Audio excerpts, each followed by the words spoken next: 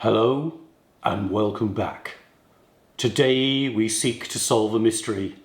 Alchemists through the centuries have tried to divine the mysteries of manufacturing gold.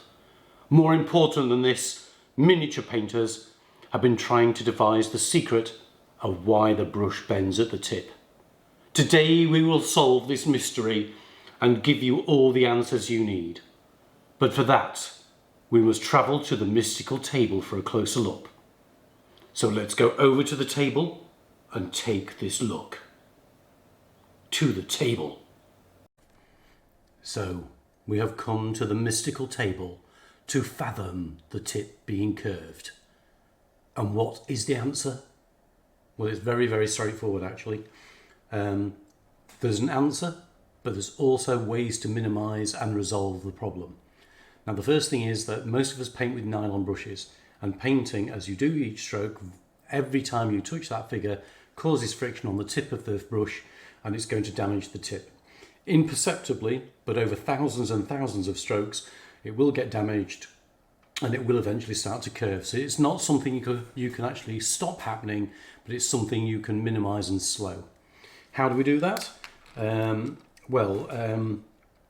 First of all, if you're looking at base coating, hopefully nobody ever base coats with their main painting brush, but get yourself a nice big brush so that you can jab in those gaps, paint over the big surfaces and get your paint and apply it. This is going to be your workhorse for applying your base coat, unless you're using spray cans. I tend to base coat by hand, but that's just because I'm an old git and old fashioned. But if you use spray cans, obviously that's one step you cut out.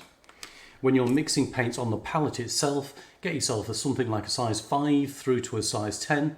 Come on camera, play with me, focus. There we go. And as you transfer, obviously that extra bit of friction, that mixing on the palette, all of that will add wear to your brush. People do it out of habit.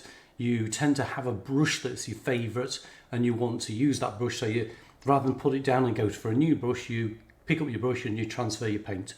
But if you can have a workhorse brush for doing that and just keep it on the side and transfer your paint as you need and mix it on your palette as you need, it'll reduce the wear on your favourite brush that you're enjoying painting with. The question between manufactured brushes and whether or not you go for more expensive hair brushes is purely up to you. But when you're talking about these brushes, I buy these from a local art shop.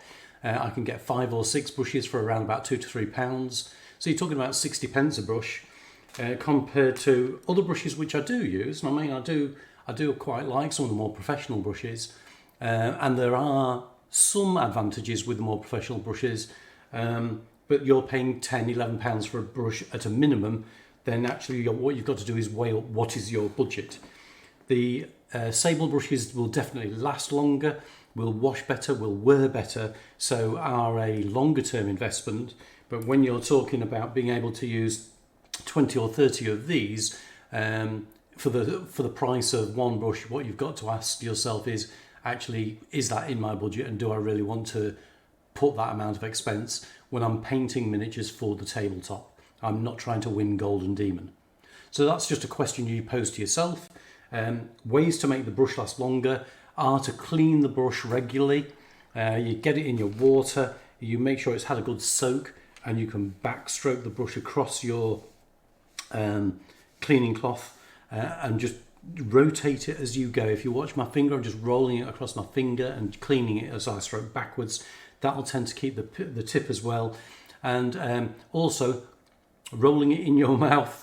I know that sounds gross, but rolling it in your mouth actually does give it a better point as well, just rolling it across your tongue. There are lots and lots of cleaning products on the market. I've got quite a few. And you can, as you are going, it looks a little bit manky now, but as you're going, you can just gently drop a few blobs of water into your cleaning product and try and get it into the base of the brush, so that you actually do give it a good clean. Once the paint starts to creep into the top of the brush, that's when you're going to start to cause division in the brush and get some problems with the brush splitting. So keeping the brush as clean as you can is important and will extend the lifespan. Minimising needless wear, like mixing paints and things like that, will help.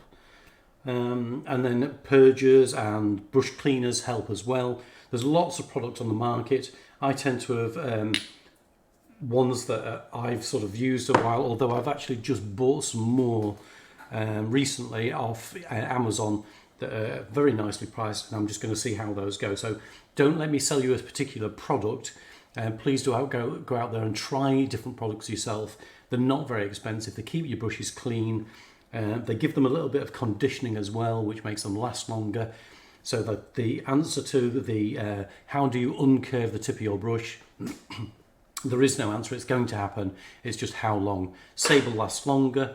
Man-made fabrics will last shorter in time, and it's just up to which you would prefer and can afford.